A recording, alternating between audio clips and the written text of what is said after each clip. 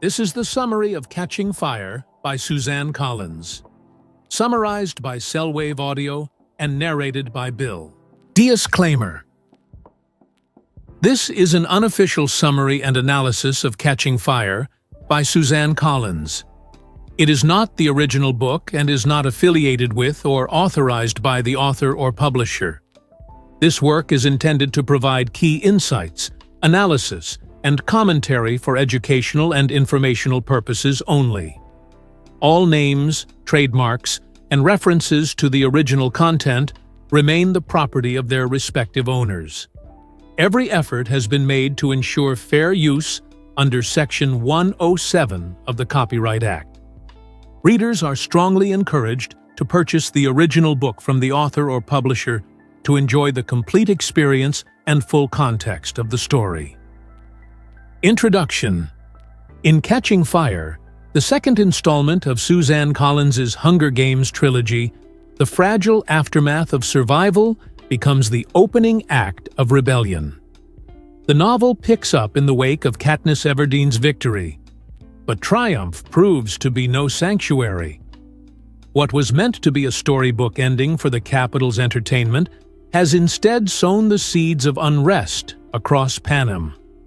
Katniss, the reluctant heroine who once sought only to protect her family, finds herself transformed into a symbol far larger than she ever intended, a spark capable of igniting a revolution. The world of Panem is darker and more precarious here, as the illusion of safety that followed Katniss's escape from the arena quickly crumbles. The romance between her and Peeta, originally staged for survival, is now a political weapon, demanded by the capital to control a restive population. Even the comforts of wealth and a new home feel like shackles when every gesture is scrutinized, every word a potential act of treason. The games are over, but the true contest has only just begun.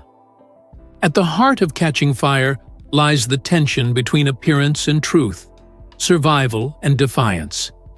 Katniss struggles with her feelings toward Gale and Peeta, torn between love and loyalty, but the deeper conflict is one of identity. Is she merely a pawn of the capital, or will she accept the role of leader thrust upon her by fate and the people who see hope in her courage? The Quarter Quell, a twisted new Hunger Games designed to crush rebellion, forces her to face these questions with blood and fire. The arena this time is not just a battleground, but a crucible, one that will test not only her will to live, but her capacity to inspire others to fight.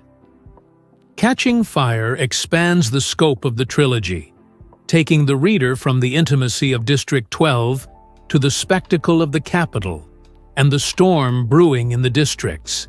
It is a story of resistance born from fear, of alliances forged in desperation, and of a young woman awakening to the weight of her own influence.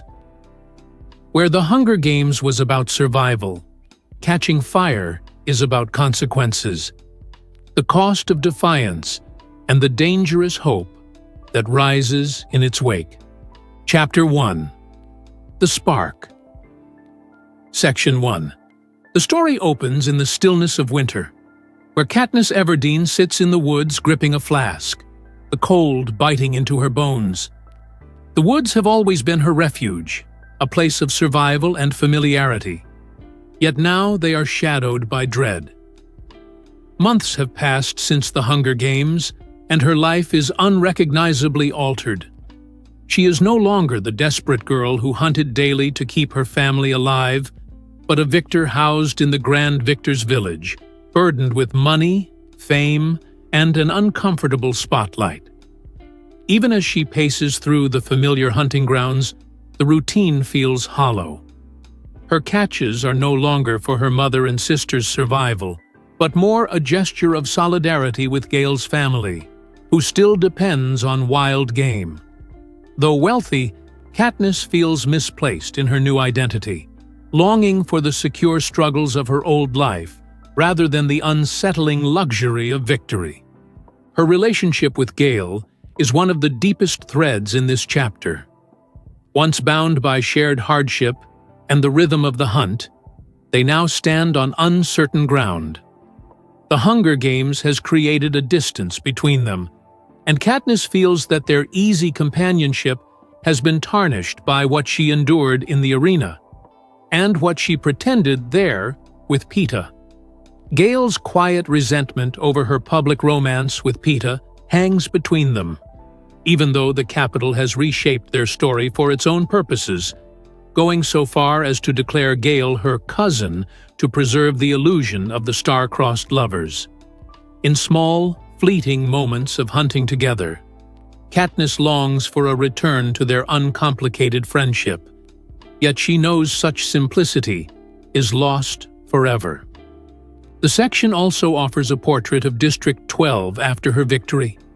We see its harsh contrasts, the emptiness of the luxurious victor's village against the crowded homes of the Seam, the bustling black market of the Hob against the bleak reality of coal mining. Katniss navigates both worlds uneasily, trading at the Hob, checking in on Gale's family, and bringing Haymitch his supply of liquor to stave off his violent withdrawal. These scenes capture her unease in wearing the title of Victor, technically elevated above her people, yet tied to them by shared scars and loyalties. Her new wealth cannot erase the suffering around her, nor can it heal her growing sense of alienation. The final movement of the chapter deepens into menace when Katniss returns home to find an unexpected visitor waiting. President Snow himself. His presence is described with a chilling mix of roses and blood, a sensory emblem of his power and cruelty. Unlike the familiar Capitol officials and stylists, Snow is not here for pleasantries. His personal visit makes clear that Katniss is in grave danger, and his snake-like demeanor confirms what she has feared since her victory, that her defiance in the arena has not been forgiven. The closing confrontation sets the tone for the book. Katniss's life, and the lives of those she loves, are now entangled in a deadly game far more dangerous than the arena she barely survived. Section 2.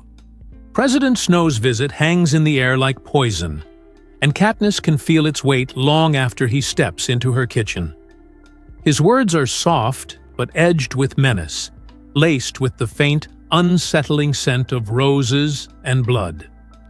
What she once thought of as a clever act of survival, the berries in the arena, has taken on a life of its own. Across Panem, people whisper about her defiance, some daring to believe it was more than a love story, that it was a call to resist. To Snow, that is intolerable. He makes it clear that her victory has done more than crown her as a champion. It has painted her as a threat, and the Capitol's grip on the districts has already begun to tremble. The danger is no longer confined to Katniss herself. Snow points to those closest to her, reminding her that her mother, Prim, Gale, and even Peeta could be made to suffer if she fails to calm the unrest her actions have stirred. The Victory Tour, once imagined as a celebration, is now her stage to rewrite the narrative. Every gesture, every touch, every glance at Peeta must convince Panem that her choice in the arena was not rebellion, but love. To falter is to invite punishment, not just for her, but for everyone she holds dear. With this revelation, the walls of her new life close in tighter. The Victor's village, with its spacious rooms and untouched silence, feels less like a reward and more like a surveillance chamber dressed in comfort. Wealth and safety mean little when every move is dictated by fear. Katniss sees her future reshaped into something suffocating, a performance she must carry indefinitely, where her role as Peeta's devoted lover is no longer just a capital romance, but a shield against destruction. Snow leaves her with the certainty that she is living under constant watch, and the weight of that knowledge gnaws at her sense of freedom. The berries, once a desperate act of survival, have become a spark far greater than she intended, one that threatens to ignite rebellion in the districts. Now she must find a way to contain a fire she never meant to start, even if it means burying her own truth beneath the capital's lies. Section 3. The morning of departure for the Victory Tour dawns with a nervous heaviness. Katniss feels the distance between herself and her family as she prepares to leave, knowing this journey is not just a series of appearances, but a test of her ability to convince both the capital and the districts that her story with Peeta is real. Her mother fusses over her in a way that feels both tender and unfamiliar, a reminder of how much their roles have shifted since the games. Prim, no longer the fragile girl Katniss once carried through hunger, has grown into a more confident presence, inspired by her sister's resilience.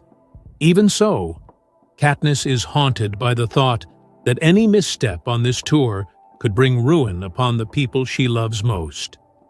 Gale lingers in her mind as she prepares to leave District 12. Their bond, once unshakable, has become blurred and uneasy. She recalls a conversation with him in the woods where he declared his hatred for the capital and hinted at rebellion, a dangerous sentiment that feels all the more reckless now after President Snow's threats. Katniss wants to cling to their old companionship, the comfort of their hunts and shared silence, yet she senses they are drifting apart into roles neither of them chose. Gale's defiance burns hot, while Katniss must play the capital's dutiful victor, a performance that requires her to deny or disguise the very feelings that tie her to him. Haymitch and Effie round out the strange little family that will accompany her and Peeta on the road. Effie clings to the formalities of capital etiquette, cheerfully rehearsing schedules and appearances, while Haymitch delivers his counsel in a haze of alcohol and cynicism. Beneath his gruffness, however, lies a grim honesty. Survival now depends on performance. He reminds them that convincing the capital is not enough. They must also control how the districts perceive their love story, balancing sympathy with loyalty to the regime. For Katniss, this duplicity feels unbearable, but she recognizes there is no alternative. As the train pulls away, the landscape of District 12 fades into the distance, carrying her toward a tour that will test not only her ability to act, but her willingness to bear the weight of others' expectations. She leaves behind the only home she has ever known, burdened with the knowledge that every smile and every embrace with Peeta could mean the difference between life and death. The stage is set, and Katniss must play her part to perfection, even as she feels the stirrings of unrest tightening around her like an unseen net. Section 4. The train slices through the bleak winter landscape as Katniss and Peeta begin the performance that will define their survival. Together, they review the speeches Effie has prepared for each district, carefully crafted words meant to honor the fallen tributes while reinforcing the capital's authority. To Katniss, the words feel hollow, a cruel echo of the lives lost in the arena. Peeta, however, delivers them with a practiced ease that makes their partnership appear seamless. His calm presence contrasts with her inner turmoil, and she cannot help but feel the sharp difference between the sincerity he brings to their staged romance and the dread she feels in maintaining it. The first stop is District 11, home of Rue and Thresh, and the weight of memory nearly crushes Katniss as she steps onto the stage. She sees the faces of a people worn thin by labor, their eyes reflecting sorrow and pride. When she begins her speech, the scripted words falter on her tongue.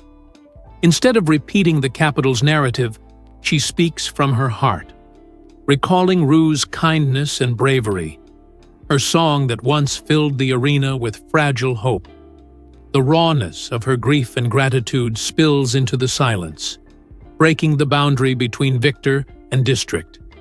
Moved by emotion, Peeta follows her lead, promising to share part of their winnings with the families of Rue and Thresh. This is not in the Capital's script, and the gesture, though noble, carries dangerous implications. The reaction is immediate and electric. An old man in the crowd raises a three-finger salute, the same gesture Katniss once gave Rue in the arena. Others follow, the silent tribute spreading like a wave. It is a moment of unity, of defiance cloaked as mourning, and for a heartbeat, Katniss feels the spark of rebellion burning in full view. But the Capital's peacekeepers act swiftly. A gunshot cracks through the air, and the old man is executed before the crowd. The violence shocks Katniss into silence, reminding her with brutal clarity that every step she takes is fraught with danger. Back on the train, the weight of what has happened presses down on them. Katniss is shaken by the realization that her presence, her words, her very existence as a victor have become catalysts for unrest she cannot control. Peeta tries to reassure her, his hand steady against hers, but the truth is undeniable. They are no longer just victors playing lovers for the cameras. They are symbols in a struggle that could cost countless lives. The Capital has shown how far it will go to keep its hold, and Katniss now sees that the line between performance and rebellion is vanishing fast. Section 5. The train continues its course through Panem, but the atmosphere inside is heavy after the violent spectacle in District 11. Katniss cannot shake the image of the old man's execution, the swiftness of it, the chilling reminder that even the smallest act of solidarity will be punished without mercy. Her guilt runs deep. She knows her words and gestures ignited that moment. And while it gave her courage to see the people respond, it also revealed the steep cost of defiance.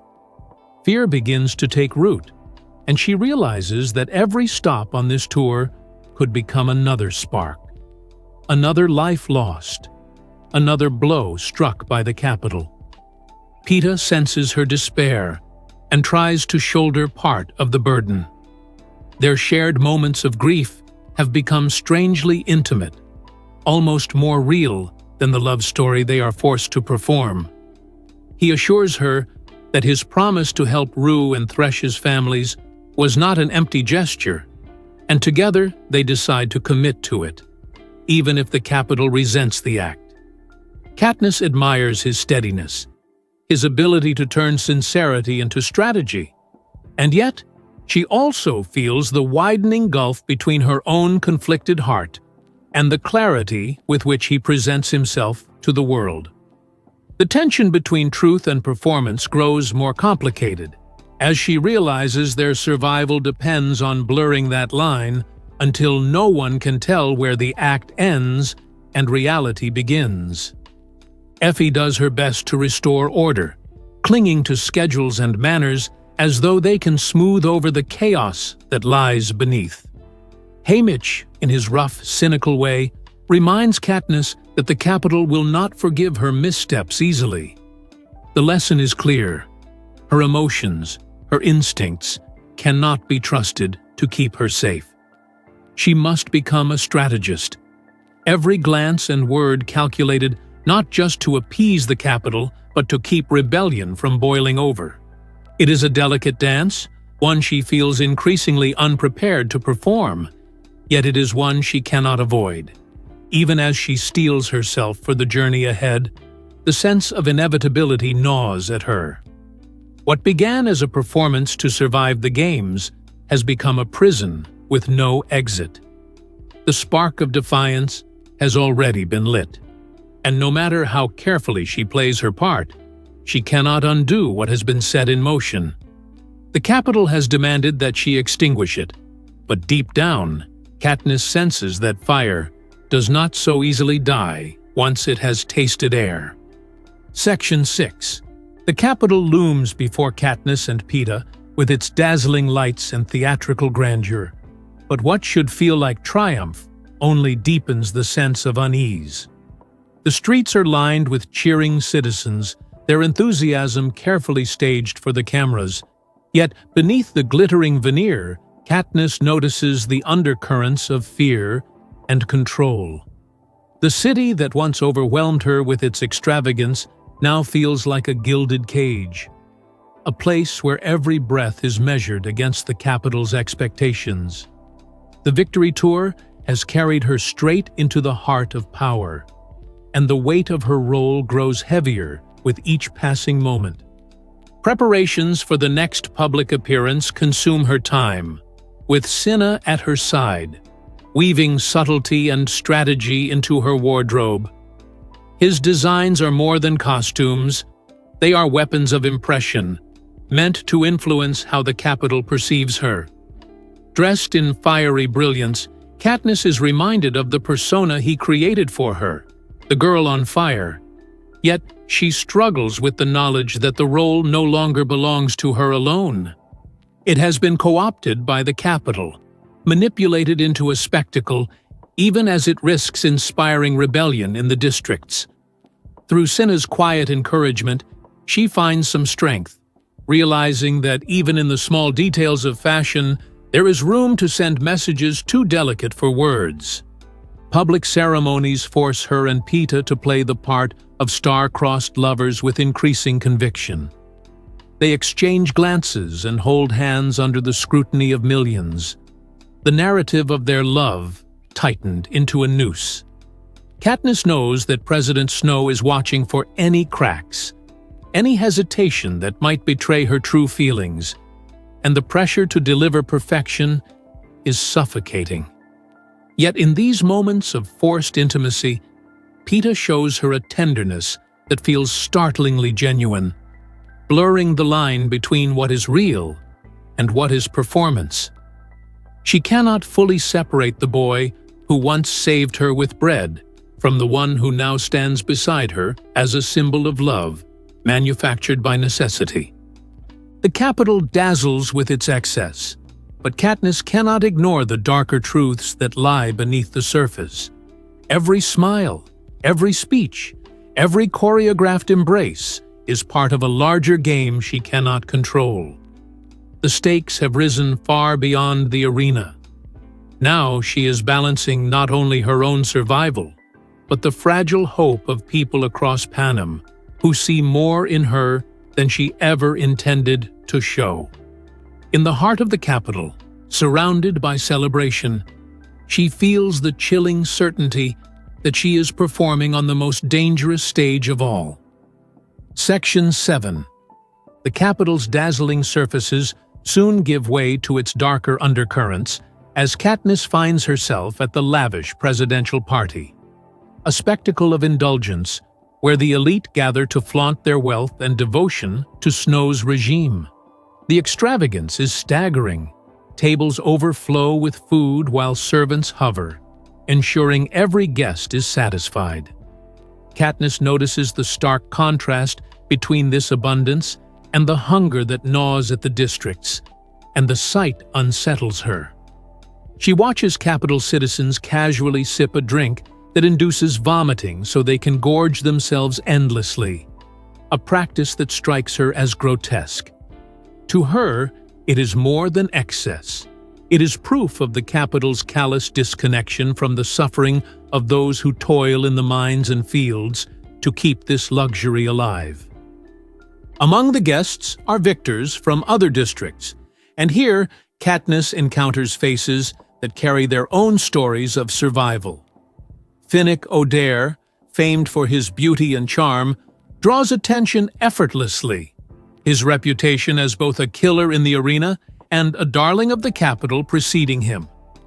To Katniss, he is both alluring and unsettling, a reminder that victors never truly escape the games, but are bound to serve the Capitol's desires long after their battles are over.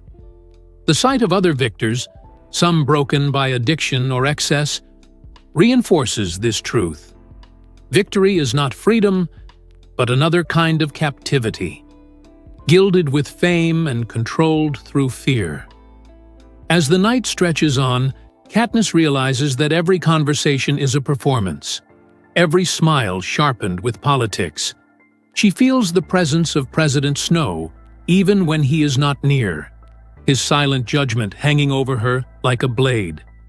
Each interaction she and Peeta share must affirm their story, the great romance that supposedly defied death itself. The guests drink it in eagerly, fawning over their every gesture, but Katniss knows that one misstep could unravel the fragile illusion keeping her loved ones safe. In this environment of masks and spectacles, she begins to see how power operates not only through force, but through the careful manipulation of perception. The party becomes a mirror of Panem itself, dazzling on the surface, rotten underneath. Katniss senses that she is surrounded by people who have no real understanding of the lives sacrificed for their comfort. And yet she cannot help but notice the cracks, hints of unease, shadows in the corners, small signs that even within the capital, not all are blind to the cruelty they perpetuate.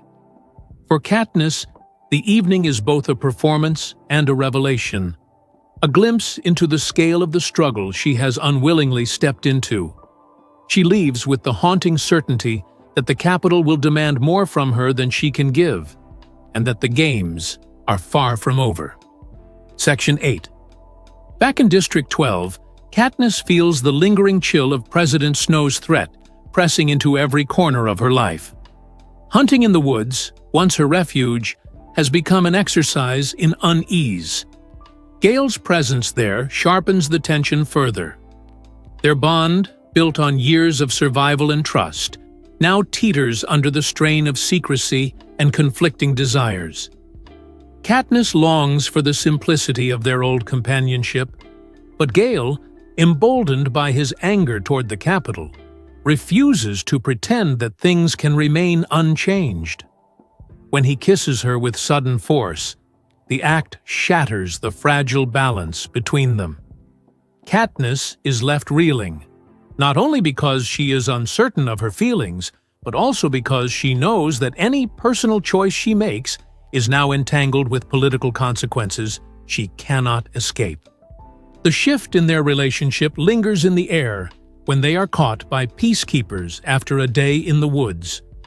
The arrival of new enforcers underlines the tightening grip of the capital. District 12, which once felt forgotten and neglected, is now under heavier surveillance. Katniss notices their cruelty immediately, their authority harsher, their presence less indifferent than before. Gale's defiant spirit is a dangerous match for this change, and Katniss fears how quickly his resistance could ignite a response from the capital that none of them are prepared to face. At home, the atmosphere grows heavier. Even in the victor's village, Katniss feels no safety, only watchful eyes and the echo of Snow's warning. Her mother and Prim sense her turmoil, but she keeps her secrets close, shielding them from the truth of the threats made against her. This silence isolates her further, leaving her caught between two impossible roles: the devoted lover for the capital's narrative and the reluctant spark of rebellion for a people desperate for change. The walls between public performance and private struggle collapse, and Katniss finds herself drifting in the dangerous space between them. What troubles her most is the growing realization that she cannot control the path she is on. The rebellion stirring in the districts is not something she chose, but her image has become its symbol nonetheless. Whether she embraces or resists it, the capital has already marked her as a threat. The kiss with Gale, the staged romance with Peeta, the gestures of defiance that slip from her heart. Each moment feeds into a narrative larger than her. For Katniss, the future no longer belongs to her alone, and the weight of that truth begins to settle like a storm cloud over her days. Section 9. The tension that has been building finally sharpens when the Capitol calls for proof of Katniss and Peeta's devotion. President Snow's threat still lingers, demanding not just gestures of affection, but an act so convincing that it will erase doubt in the eyes of Panem. Under the relentless gaze of the Capitol's cameras, Peeta takes the lead, proposing to Katniss in front of the nation. The announcement is carefully staged, framed as a moment of young love blooming into marriage. But Katniss feels the performance tightening around her like chains. The roar of applause that follows is not relief, but another reminder that her life has become a story she does not control. The Capitol audience devours the spectacle eagerly, enchanted by the romance they believe is real. Yet beneath the glittering surface, Katniss senses the darker truth. This engagement is not a choice, but a command, a strategy meant to calm unrest and secure her compliance. The joy the Capitol demands is hollow, and the ring on her finger feels less like a symbol of love than a collar binding her to Snow's will. Peeta plays his role with sincerity, but his eyes betray a complexity that Katniss struggles to name, an affection that seems genuine, even as it is forced into the mold of propaganda. Back in District 12, the engagement changes little about the reality of Katniss's daily life. Gale's bitterness deepens, the weight of his kiss, and her silence pressing them further apart. The peacekeepers grow harsher, their authority impossible to ignore. Katniss begins to recognize that marriage, even staged, will not shield her from the Capitol's wrath or the rising rebellion in the districts. Instead, it entangles her further, making her the Capitol's puppet, while simultaneously cementing her image as a figure of defiance to those who hunger for change. The chapter closes with Katniss, trapped in a tightening web of duty and expectation. To the Capitol, she must be a radiant bride-to-be, a girl who chose love over rebellion. To the districts, she has already become something else entirely, a symbol that whispers of resistance. She cannot yet see how the two roles will collide, but the spark has already been lit, and nothing she does will be enough to smother it. The stage is set for a far more dangerous game than the one she thought she had survived. Chapter 2. The Quell. Section 10. The months pass in uneasy silence, and when the announcement of the quarter quell finally arrives, it lands like a death sentence. Every 25 years, the games take on a cruel twist designed to remind the districts of the Capitol's absolute power. Katniss gathers with her family and friends to watch the broadcast, bracing herself for some fresh horror. When President Snow appears on screen, the bitterness in his smile is unmistakable. He reads the instructions for the 75th Hunger Games. This time, the tributes will be reaped from the existing pool of victors. The words strike Katniss like a blow. For her, it means there is no escape. As the only female victor from District 12, her name is already written in the Capitol's book. She knows instantly that she will be sent back into the arena, forced to relive the nightmare she barely survived once. The realization leaves her breathless, as though Snow himself has stepped into her home again to deliver the threat he once whispered in her ear. All her attempts to protect her loved ones, to play the dutiful bride, to maintain the illusion, have failed. The Capitol has found a way to punish her, not subtly but openly, using its own twisted rules. The room around her erupts with shock. Her mother pales, Prim cries out, and Gale clenches his fists in helpless fury. Even Haymitch is shaken, though he hides it behind gruff curses and a bottle of liquor. Only Peeta meets her gaze with calm steadiness, as though he knew this was inevitable. Katniss senses his mind working already, searching for strategies, even as her own spirals into fear. The promise of marriage, the performance of love, the careful dance to appease the capital. It all dissolves in an instant. The arena, that brutal stage of death and spectacle, waits for her again. In the silence that follows the broadcast, Katniss feels both terror and resignation. Snow has made his intentions unmistakable. If rebellion cannot be quelled through fear, it will be drowned in blood. Sending her back into the games ensures not only her suffering, but also the capital's spectacle of power. A reminder to every district that even victors are not safe. The announcement does more than summon her to the arena. It marks the unraveling of any illusion that she can control her fate. The capital has thrown down its gauntlet, and Katniss knows that this time, survival will demand more than cunning or courage. It will require sacrifice of a kind she cannot yet imagine. Section 11. The News of the Quarter. Quell lingers in Katniss's mind like a curse. Sleep offers no refuge. Nightmares pull her back into the first arena with its traps and terrors, the faces of the dead resurfacing in her dreams.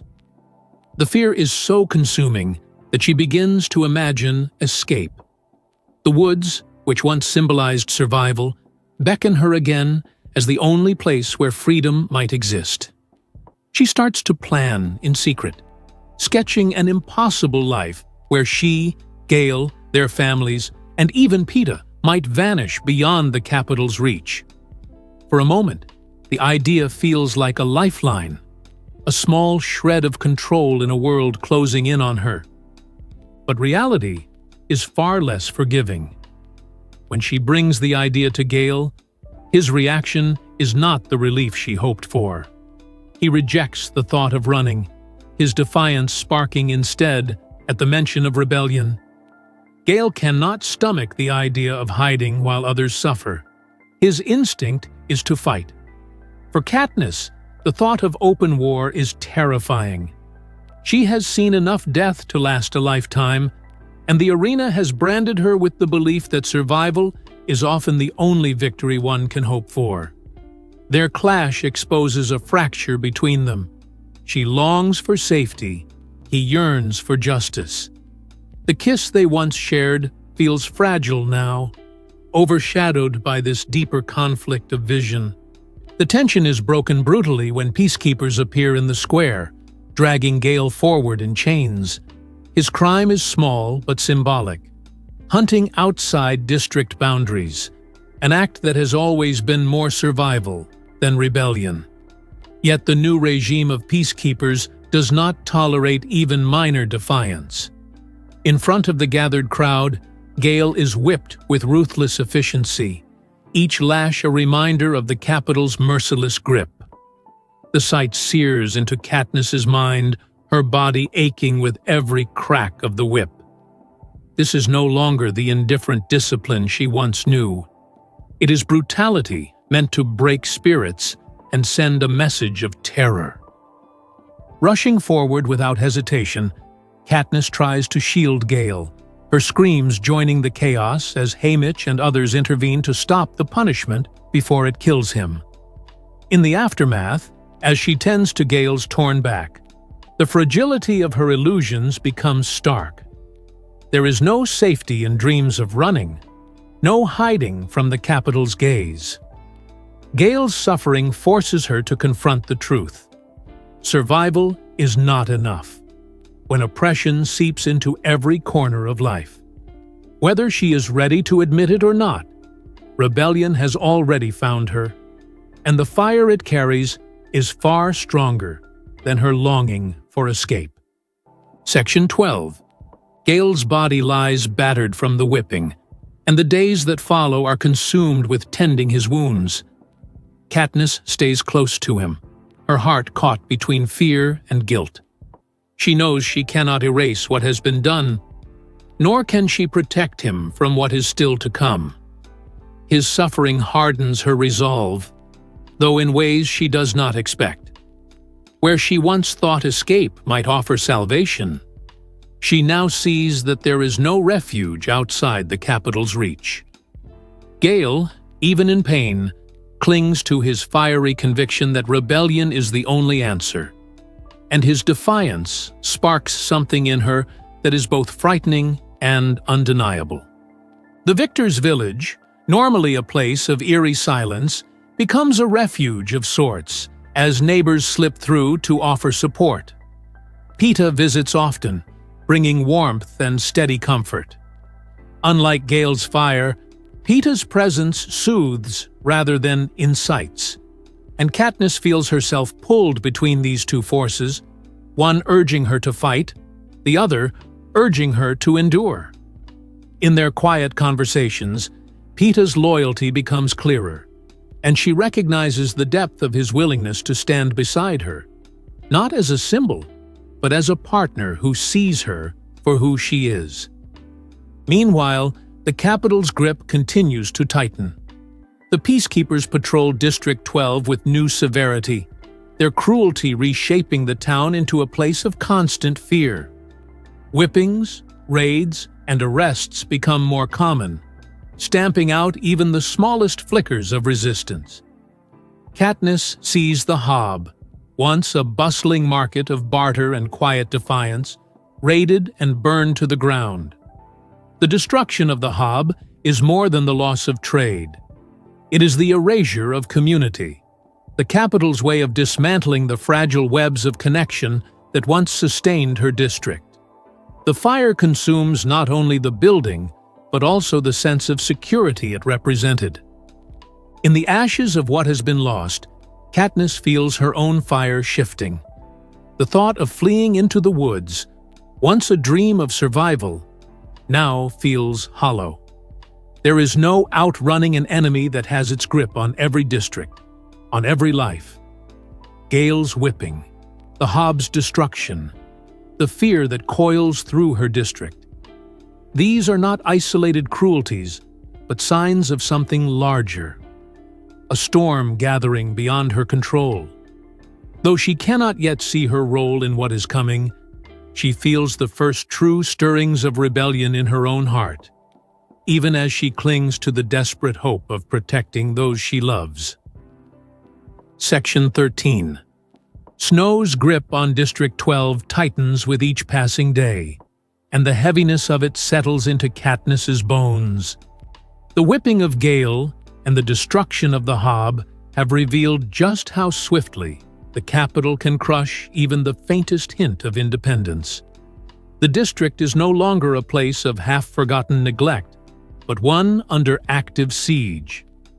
Peacekeepers roam the streets with weapons at the ready, and curfews turn nights into hours of suffocating silence. For Katniss, every step through town feels like walking through a net that could close around her at any moment. In the midst of this oppression, her relationship with Peeta deepens in unexpected ways. The capital's narrative may have bound them together for survival, but now he becomes the person who steadies her against despair. Peeta's presence is a kind of anchor, his words and gestures reminding her that she does not have to shoulder everything alone. While Gale burns with anger and dreams of fighting back, Peeta listens, offers comfort, and imagines futures that stretch beyond the capital's shadow. This contrast between the two boys becomes sharper, leaving Katniss torn between fire and gentleness, between rebellion and endurance. The time for preparation for the quarter. Quell creeps closer, forcing Katniss to confront the inevitability of returning to the arena. Training begins in earnest, though this time it feels different. There is no illusion of equal stakes. The victors chosen for this Quell are seasoned, skilled, and in many cases brutal. Katniss knows she will be standing alongside killers who have already survived once, and that survival in this new arena will demand strategies more cunning and alliances more fragile than before. The thought of forming connections with others only to face the possibility of their deaths, or of killing them herself, fills her with dread. As she prepares for what lies ahead, the seed of defiance inside her grows more restless. She begins to realize that the arena is no longer just a battleground of survival. It is the capital's stage for dominance, a reminder to the districts that no one is beyond its reach. The quell is not only about punishing victors, but about crushing hope itself. The knowledge gnaws at her. If she cannot find a way to twist the capital's cruel design once more, she may not only lose her life, but extinguish the fragile spark she inadvertently lit across Panem. Section 14. The announcement of the Quarter Quell has not only sealed Katniss's fate, but has also cast a shadow over every victor across Panem. For District 12, it means the impossible choice of who will accompany her into the arena. Haymitch, with his years of cynicism and drunken bravado, knows immediately that his name is likely to be drawn. Yet Peeta refuses to let it happen. His determination to protect Katniss is unshakable, and he insists that he will volunteer in Haymitch's place. The resolve in his voice leaves no room for argument, though Katniss's heart aches at the thought of watching him re-enter the nightmare they both swore they would never endure again. The tension between Haymitch and Peeta is fierce, but it reveals the depth of Peeta's loyalty. For all of Haymitch's gruff wisdom, even he seems shaken by the boy's willingness to sacrifice himself. The argument is not merely about strategy. It is about love, and Katniss feels the weight of it pressing against her. She cannot bear the thought of losing either of them, but the capital has ensured that no choice she makes can spare her from that agony. It is a cruel reminder of how the games twist relationships into weapons, turning devotion into vulnerability. Katniss spends these days grappling with the inevitability of what lies ahead. Her thoughts drift constantly to her family, to Prim's wide eyes and her mother's quiet hands, and she wonders how they will survive if she does not return. The thought of Prim's safety sharpens her determination. It is not only her own life she is fighting for, but also the fragile lives tethered to hers. The capital may force her into the arena again, but she vows that she will do whatever it takes to protect Peeta, even if it means sacrificing herself in the process. The district feels heavier than ever as the reaping draws near, the people bracing themselves for the cruel spectacle of watching their victors chosen again. For Katniss, every breath carries the knowledge that her life is no longer her own. She has been claimed once more by the capital's design, her body and heart turned into pawns in a game of power. Yet beneath the despair, a sharper edge begins to form. A quiet, simmering resolve that if she is forced back into the arena, she will not simply play by the capital's rules. Section 15. The day of the reaping arrives with a suffocating inevitability. Katniss dresses with deliberate calm, aware that this ceremony is different from the one that marked her entry into the games before. There is no suspense, no chance that another name might be drawn in her place. Her fate is already sealed. As the escort reads her name, the crowd remains silent, their grief and anger too deep for applause. Katniss steps forward with measured grace, her heart pounding, but her mind already numbed by the knowledge that she is walking toward the arena once more. The real suspense lies in the announcement of the male tribute. Haymitch's name is drawn, as expected. But before he can even rise from his seat, Peeta steps forward to volunteer. His voice is steady, his gesture resolute, and the decision sends a shock through the square. For Katniss, the sight is devastating. She knows what this sacrifice means, that Peeta has once again chosen to place her survival above his own. The capital may read it as gallantry, but she sees it for what it is. Love sharpened into a weapon. a decision that will bind them together in ways neither of them can undo. The crowd remains eerily subdued, their silence more powerful than any outcry. It is not indifference, but something far more dangerous. A quiet, collective recognition of injustice. The Capitol cameras may frame the scene as spectacle, but Katniss feels the energy of rebellion simmering beneath the stillness. Her role as a symbol has already escaped her control, and every step she takes only fuels the fire spreading through the districts. As the reaping ends, Katniss and Peeta are led away once more, their separation from family and friends mirroring the cruel ritual of their first games. Only this time, the stakes are greater, the audience broader, and the meaning of their sacrifice heavier than before. The Capitol has forced them back into the arena, but in doing so, it has tightened the very noose that threatens to strangle its own power. For Katniss, the reaping is no longer just a beginning. It is a declaration of war, disguised as ceremony. Section 16. The train ride to the Capitol feels both familiar and alien. Katniss stares out at the blur of the passing countryside, haunted by the memory of her first journey and the innocence she has since lost. Back then, she was terrified but untested, a girl clinging to her sister's kiss and her mother's embrace.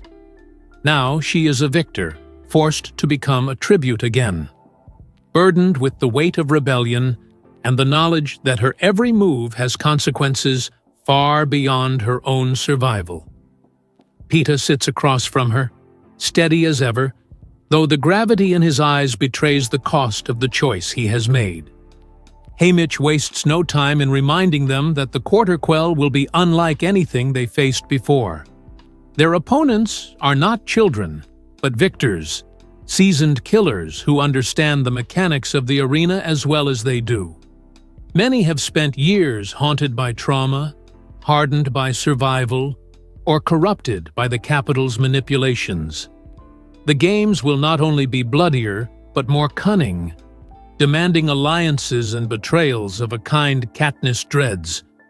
Even as Haymitch lists potential strategies, she feels the suffocating certainty that this time the Capitol has designed the Quell to ensure there is no escape. The train itself becomes a place of uneasy preparation. Effie, wrapped in her Capitol polish, fusses over details with desperate cheer, clinging to etiquette as if it could mask the horror of what awaits. Her words strike Katniss differently now. She sees Effie's efforts not just as frivolous, but as a fragile attempt to cope with the cruelty of the system she serves. For the first time, Katniss senses the cracks in Effie's devotion to the Capitol, though they remain buried beneath layers of protocol. As the Capitol skyline approaches, blazing in the distance with its towers and shimmering lights, Katniss feels the old dread rise again. The city is beautiful in its opulence, but to her, it is the mouth of a trap, yawning wide to swallow her whole. The Capitol sees the Quell as entertainment, a grand spectacle of power. For Katniss, it is a return to the nightmare she never escaped, an arena of death where love, loyalty, and survival will once again be pitted against one another. Section 17. The Capitol greets the victors with its usual frenzy of color and celebration, but Katniss cannot see past the grotesque contrast between its glittering surfaces and the dread that churns in her stomach. The tribute parade looms ahead, and though she has walked this stage before, the memory offers no comfort.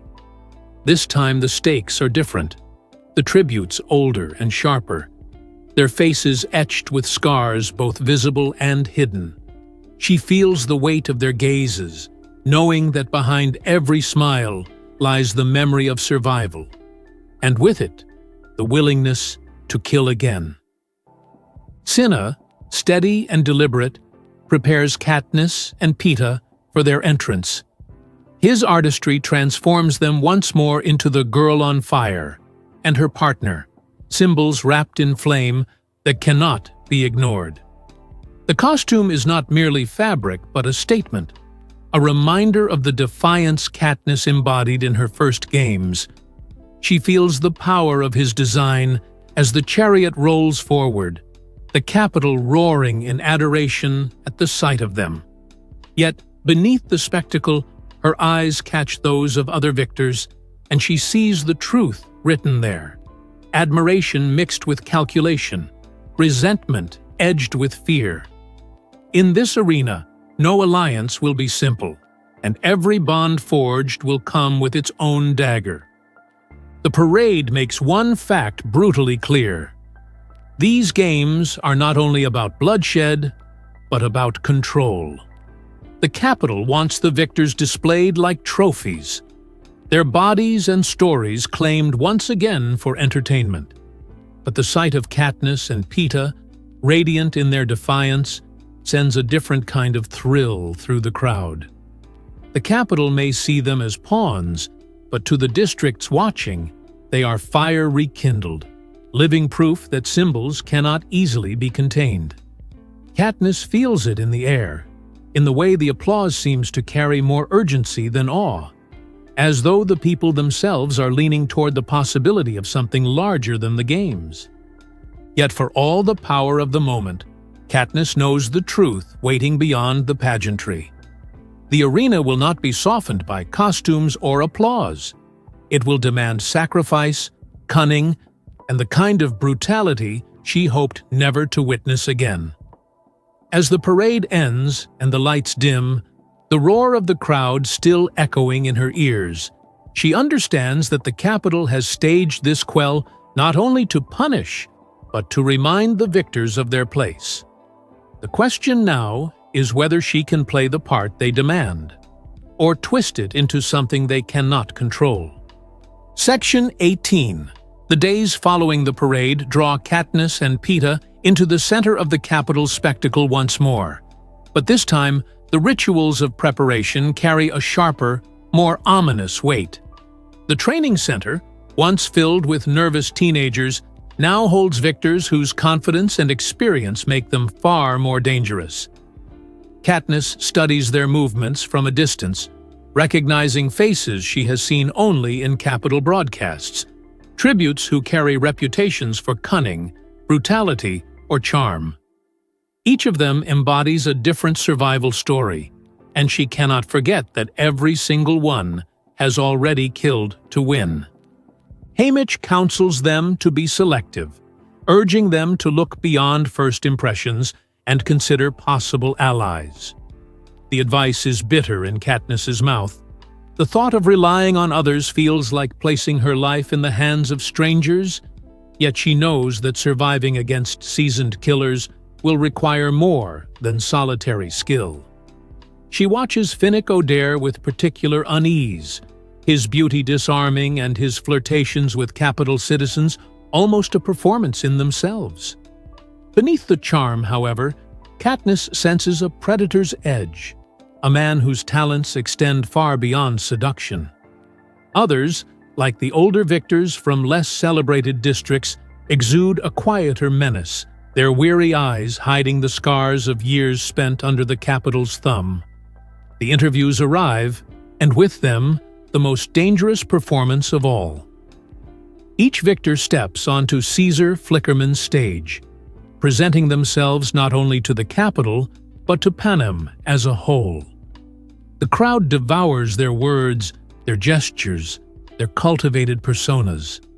When Katniss takes her turn, Cinna's design once again ensures she cannot be ignored.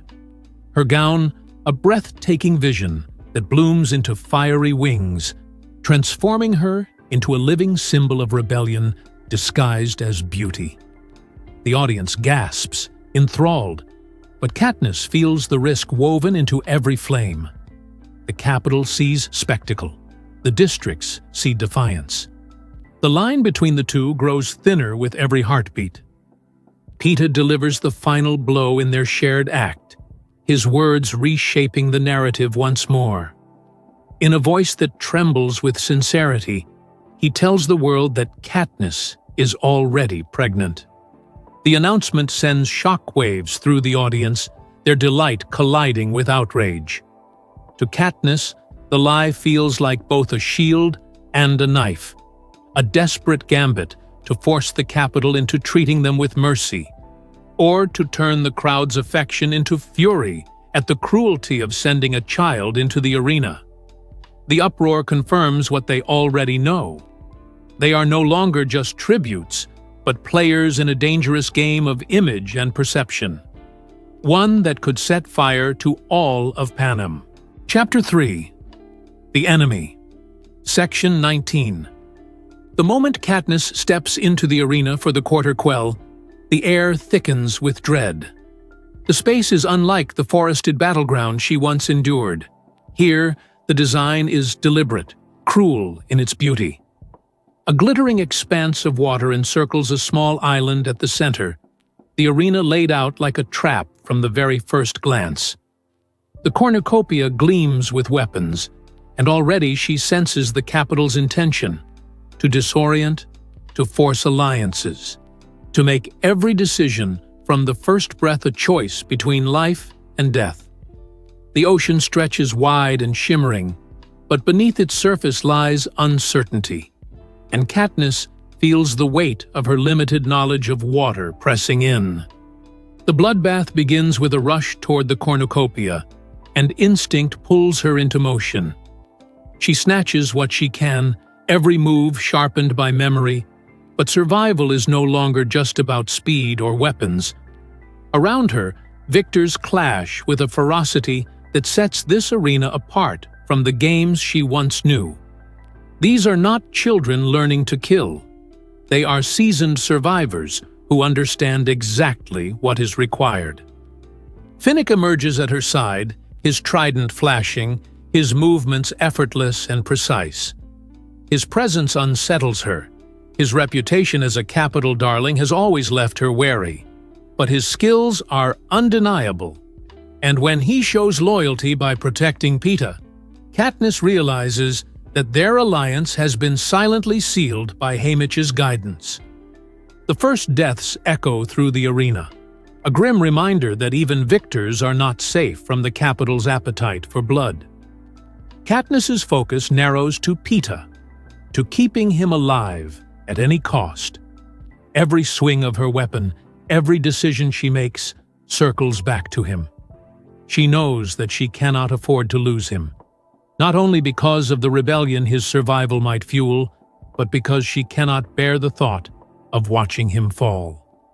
Her vow to protect him, made in the shadows of District 12, becomes the fire that drives her through the chaos of those first brutal hours.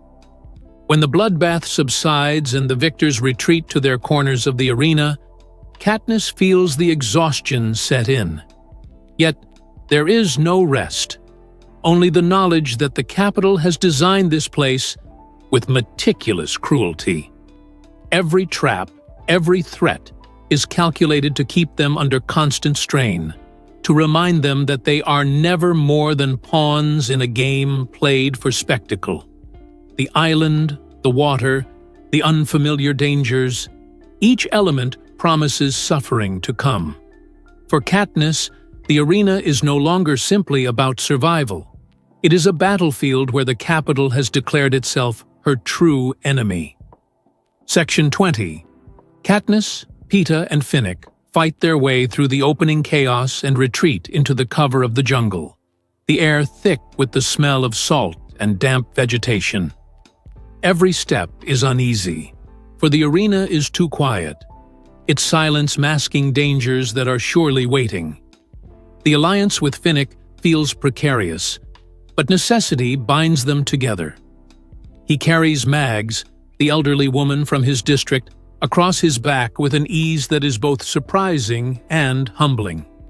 Katniss studies him closely, trying to reconcile the Capitol's image of him, the seductive victor, adored and exploited, with the capable, disciplined ally beside her. The jungle proves immediately treacherous. The oppressive heat clings to their skin, and water becomes an urgent need. When they find a tree bearing fruit, Katniss feels a brief rush of relief, only to discover the Capitol's cruelty in another form. The fruit is poisoned. The realization comes too late for Peeta, who collapses after tasting it. Panic floods Katniss as she watches him fall, her worst fear coming to life in an instant. Without hesitation, Finnick rushes to save him, administering aid with practiced skill. The sight carves into Katniss's mistrust, forcing her to recognize that this man, once a stranger with a dangerous reputation, has now preserved the life she values most. Gratitude mixes with unease as night falls. The sounds of the jungle swell with strange cries, eerie and unfamiliar, pressing in from the shadows. Mags moves silently, her age cloaking her in fragility, yet she proves resourceful, helping them navigate the terrain with instincts honed over years of survival. Katniss cannot help but feel a growing respect for her, even as she knows that the Capitol has designed this arena to exploit every weakness. Each ally gained is also a reminder of the losses to come. As exhaustion sets in, Katniss begins to see the larger picture of the Capitol's design. The arena is not only a physical trap, but a psychological one, pressing them into choices where loyalty and sacrifice collide. The bonds forming between her, Peeta, Finnick, and Mags are more than strategy. They are threads of humanity woven into a place meant to strip it away. But beneath the fragile beginnings of trust, Katniss senses the truth. The Capitol is watching, and sooner or later, it will force them to pay for every moment of connection with blood. Section 21. The arena reveals its cruelty in waves, each one more relentless than the last. Katniss, Peeta, Finnick, and Mags push deeper into the jungle, where the air grows heavier and the vegetation more menacing. The vines twist overhead like serpents, and the cries of unseen creatures echo through the canopy. The heat becomes unbearable, pressing into their lungs until every breath feels like work. Water remains scarce, and the thirst gnaws at them, making even small movements exhausting. Katniss knows the Capitol is watching, orchestrating their suffering with sadistic precision. When they finally stumble across a patch of unfamiliar nuts, hunger drives them to test the bounty. Katniss notices a rodent gnawing at one of the shells and takes it as a sign that the food might be safe. But within moments of Peeta cracking one open, disaster strikes again. The juices from the nut sear his skin like acid, blistering his hands. The realization that even the trees are traps deepens Katniss's loathing for the Capitol, which has weaponized nature itself to break them. Finnick and Mags step in to help, but the wound is a sobering reminder that the arena is designed to leave them with no respite, no safe haven to cling to. As night falls, the arena unleashes another horror. A dense, choking fog rolls in, shimmering with a metallic sheen that makes Katniss's instincts scream danger. The mist clings to her skin like fire, burning through her flesh with agonizing speed. Panic erupts as they flee, Katniss dragging Peeta with desperate strength while Finnick carries Mags. The fog devours everything in its path, turning the very air against them. Every step is agony, the poison biting into their skin and leaving welts of pain that feel as though they might never heal. The desperate flight culminates in heartbreak when Mags, too frail to continue, makes her choice. She gestures to Finnick, a silent command for him to save Peeta and Katniss instead. Before anyone can protest, she walks into the fog, swallowed by the shimmering poison until nothing remains. Her sacrifice devastates Katniss, but it also carves something deeper into her resolve. In that moment, Mags proves what the Capitol has always underestimated. that even in an arena designed for death, there are choices rooted in love, loyalty, and defiance. Her loss strengthens the fragile bond between Katniss and Finnick, binding them together not by strategy alone, but by grief shared in silence. Section 22. The jungle quiets after the poisonous fog recedes, leaving behind blistered skin, raw lungs, and the heavy absence of mags. Katniss feels her sacrifice like a wound that cannot be closed, but there is no time to grieve. The Capitol has designed the arena to push them forward without rest, and so they limp toward the shoreline, the sand cool beneath their burned feet. The sea, once a shimmering expanse of danger, now becomes salvation. They plunge into the waves, letting the salt water soothe the poison burns, and for a fleeting moment, the ocean feels like a reprieve. Finnick is nearly broken by the loss of Mags, and Katniss watches him with wary compassion. The man who once seemed untouchable, all charm and strength, now crumbles under the weight of grief. His devotion to Mags had been understated, yet her absence leaves him gutted. In his pain, Katniss sees something of herself. The way loss strips you bare, leaving nothing but the raw truth of who you are. She recognizes that Finnick's bravado, the Capitol's darling image of him, hides a man just as scarred as she is. For the first time, she feels a true bond forming, not out of strategy, but out of shared suffering. Peeta, though weakened, continues to push forward, his determination to stay alive both inspiring and terrifying to Katniss. Her vow to protect him deepens with every brush against death, every moment when she nearly loses him to the Capitol's traps. She finds herself thinking not just of survival, but of the meaning his survival might carry beyond the arena. Haymitch's advice to keep Peeta alive, no matter the cost, echoes in her mind, and she begins to suspect there are layers to his plan that she has not yet uncovered. The night sky brings another cruel reminder of the game's design. The anthem plays, and the faces of the dead are projected across the sky. Among them is Mags, her image glowing in cold Capitol light, stripped of dignity and reduced to spectacle. Katniss feels fury boil beneath her grief. The Capitol believes that by turning death into entertainment, it can rob it of meaning. But Mags's sacrifice burns brighter in Katniss's memory than any projection. The arena may claim bodies, but it cannot claim the choice to love, and that truth becomes a weapon Katniss clings to as the night closes in. Section 23. Morning brings little peace.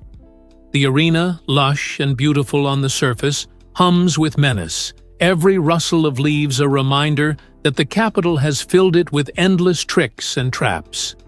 Katniss, Peeta, and Finnick linger by the shore, their bodies still aching from the fog's poison, their spirits heavy from Mags's loss. Hunger gnaws at them, but food is scarce. The sea offers some relief in the form of shellfish and small catches, but even the act of searching feels like another test, as though the game makers want to wear them down one need at a time. Their fragile reprieve is interrupted when the jungle itself becomes a weapon. Out of the dense canopy pours a chorus of screams, high-pitched, piercing, and eerily human. At first, Katniss believes she is hearing the cries of other tributes, but soon she recognizes the sound as something engineered, the Capitol's mutations. These cries are crafted to mimic human suffering, designed to unnerve, to make them doubt what is real and what is illusion. The noise cuts into her, clawing at her memories of Rue, of Prim, of every innocent voice she has tried to protect. She realizes this is no accident. The The capital is using the sounds to unravel her mind. The group's sense of disorientation grows as the arena reveals its structure. Katniss begins to notice patterns, the layout of the land hinting at a greater design hidden beneath the chaos. The realization that the arena may not be random at all, but meticulously ordered sparks both dread and determination. If they can decode it, they might gain an edge. But every discovery is tinged with the knowledge that the capital intends for them to notice. Another layer of the game meant to draw them deeper into its snare. Even in the midst of terror, alliances shift. Katniss finds herself re-evaluating Finnick, whose loyalty and quiet grief show a humanity she had not expected. With Peeta beside her, unwavering in his will to survive, and Finnick proving himself more ally than rival, Katniss feels a fragile thread of trust binding them together. It is a dangerous thing, this trust, because the arena is built to sever bonds with blood. Yet she clings to it, knowing that without it, survival would mean nothing at all. Section 24. The arena continues to unravel its secrets in cruel increments. Katniss, Peeta, and Finnick are drawn into an uneasy alliance with Johanna Mason, the sharp-tongued victor from District 7, and two tributes from District 3, Beate and Weres. The newcomers bring both risk and opportunity. Johanna masks her intentions with biting sarcasm, her every word edged like a blade, but there is a rawness beneath her defiance that hints at more than sheer survival. Beate and Weres, on the other hand, appear fragile, their minds frayed by years of trauma. Yet their intelligence, particularly Beate's sharpness, and Weres's uncanny intuition, carries weight. Together, they form a group bound less by trust than by the necessity of strength in numbers. It is Weres who sees the truth first. As the group studies the arena, her muttered refrain of tick-tock begins to make sense. The jungle, the sea, the horrors they've endured, all are revealed as part of a clock. Each wedge of the arena holds a different terror, released at a precise time before the cycle resets. Poison fog, blood rain, vicious beasts, and other torments come in sequence.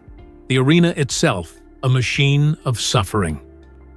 The revelation sends a chill through Katniss, for it confirms what she has begun to suspect. Nothing here is random. The capital has turned time into a weapon, dictating not only their pain, but its rhythm. The knowledge, though terrifying, gives them power. By understanding the pattern, they can anticipate danger, perhaps even turn the capital's design against itself. Beate's mind sparks with possibilities, his inventive brilliance flickering beneath his quiet demeanor. Katniss begins to see how their alliance, precarious as it is, could become more than survival. If they can work together, they might outmaneuver the game makers. Yet, with every new ally comes vulnerability, and the unspoken truth hangs heavy. Sooner or later, the capital will force them to destroy one another. Tension builds as they move through the arena, each hour ticking down like a drumbeat toward catastrophe. The group's fragile unity is tested by fear, by suspicion, by the knowledge that their lives are balanced on the capital's scales. Still, Katniss feels a shift within herself. Once, she had trusted only her bow and her instincts. Now, surrounded by victors who are broken yet unyielding, she begins to believe that survival may lie not in solitude, but in connection. It is a dangerous hope, but in the heart of the capital's machine, it may be the only weapon they have left. Section 25. The revelation of the clockwork arena lingers in Katniss's mind, a terrible truth that both clarifies and complicates everything. With Weres's insight, the group now understands the arena's rhythm, yet that knowledge makes them a greater threat in the Capitol's eyes. It does not take long before the game makers strike at their fragile alliance. The day begins with the sound of cannon fire and the realization that predators have been unleashed once more. From the jungle bursts a pack of mutated monkeys, their golden eyes gleaming with unnatural intelligence, their teeth and claws glistening with deadly intent. The attack is ferocious. The mutts swarm with coordinated precision, driving the group back against the shoreline. Katniss fights with every ounce of strength, her bow flashing as she looses arrow after arrow, but the sheer number of creatures threatens to overwhelm them. Finnick's trident slices through the chaos, Peeta throws himself into the fray despite his wounds, and Johanna's axe cuts a brutal path. Amid the violence, it is Wyrus who falters, unable to defend herself against the onslaught. Even as Katniss tries to protect her, the inevitable happens. Wyrus is torn apart before their eyes, her voice silenced forever. The loss devastates the group. Wyrus had seemed fragile, even broken, but her mind had revealed the key to the arena's design, and her death feels like the Capitol's direct strike against their growing awareness.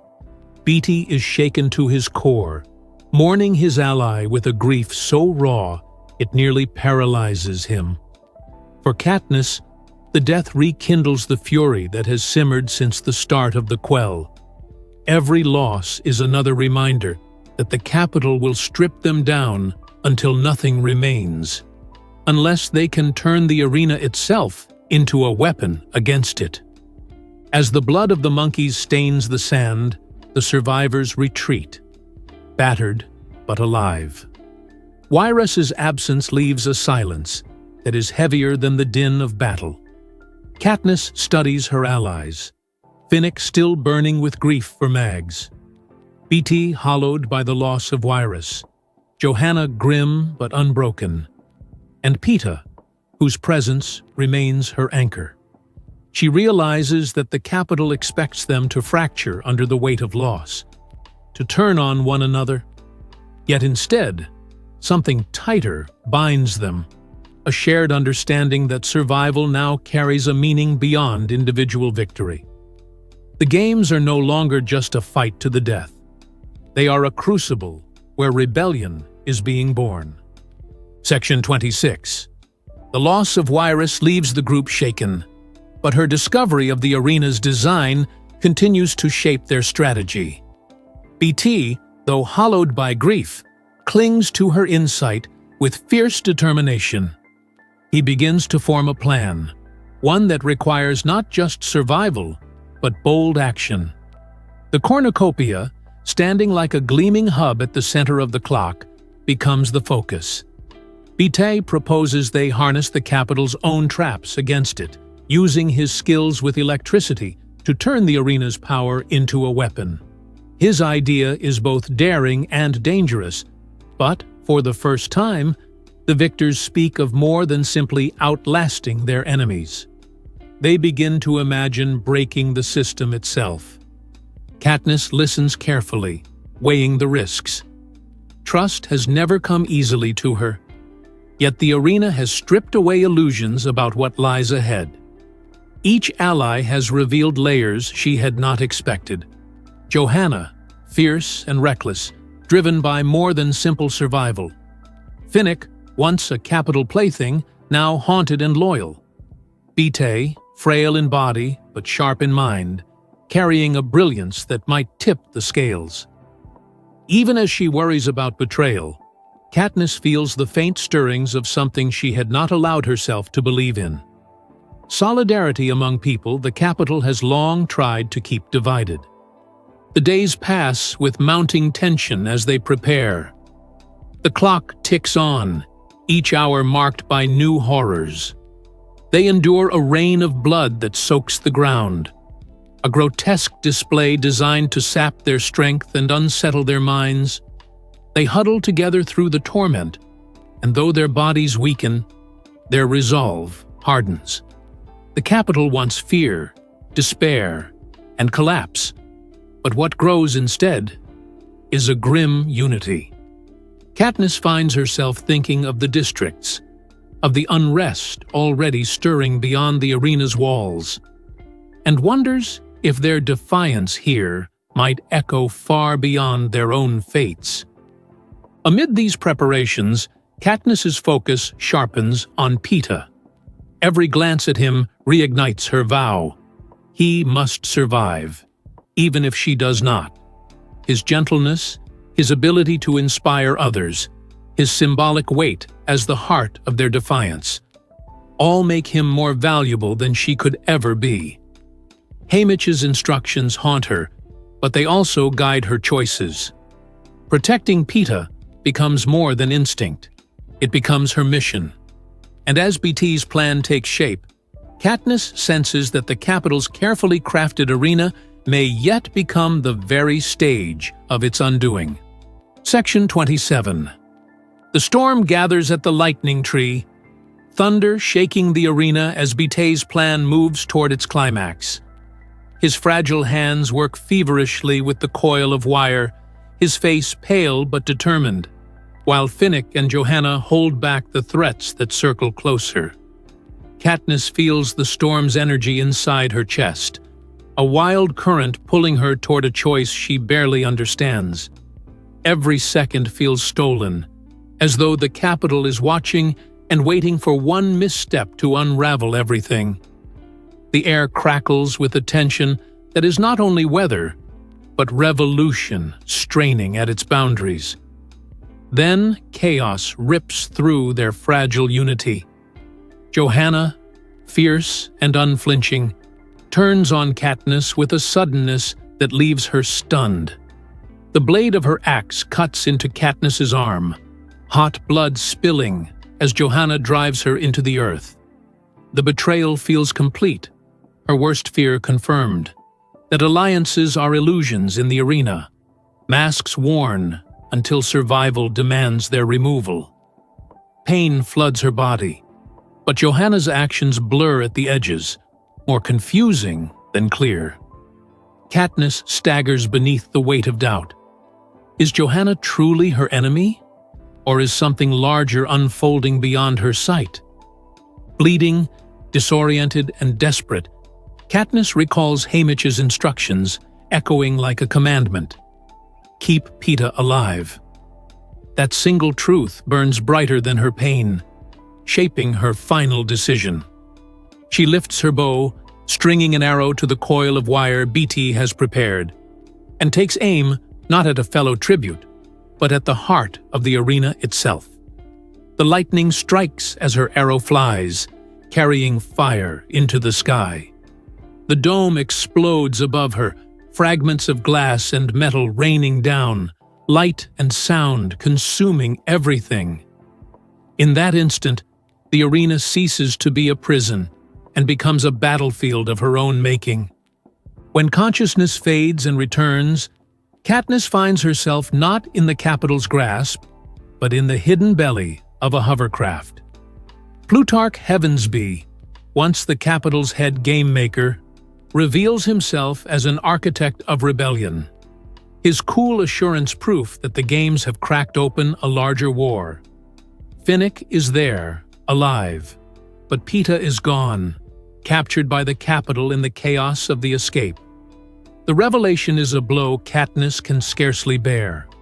All her vows to protect him feel hollow. Her mission failed at its most vital point. As the hovercraft rises into the night, leaving the shattered arena below, Katniss feels fury ignite within her grief. The Capitol has Peeta, but it no longer has her silence. She is no longer only a tribute. She has become the Mockingjay, and the rebellion has already begun to burn. Conclusion. Catching Fire begins in the ashes of one victory and ends in the explosion of another, drawing a line between survival as a private act and survival as the seed of revolution. Katniss enters the story haunted by the games, scarred by violence she cannot undo, and paralyzed by the Capitol's relentless gaze. Her every gesture is scrutinized, her every choice weighed as propaganda. What begins as a desperate attempt to keep her family safe becomes a transformation she cannot reverse. She evolves from girl to symbol, from pawn to mockingjay. Along the way, each step she takes forces her to confront not only the cruelty of the capital, but the hidden strength of human defiance. The quarter quell is the capital's most calculated cruelty, a punishment disguised as tradition, designed to remind the districts that no one is beyond their reach, not even victors. Yet, in attempting to break the spirit of Panem, the capital reveals its greatest weakness. It cannot control meaning once people begin to see symbols differently.